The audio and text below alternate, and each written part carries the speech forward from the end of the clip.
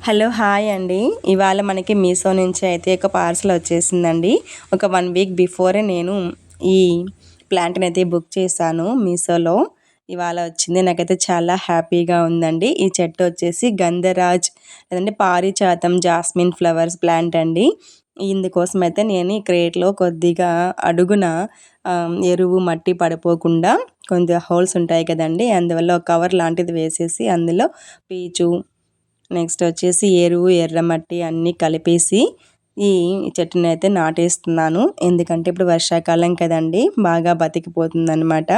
అందువల్ల ఎన్ని నీళ్ళు మనం పోసినప్పటికీ ఈ వాన నీళ్ళు పడితే చెట్టుకి ఆ కళే వేరండి.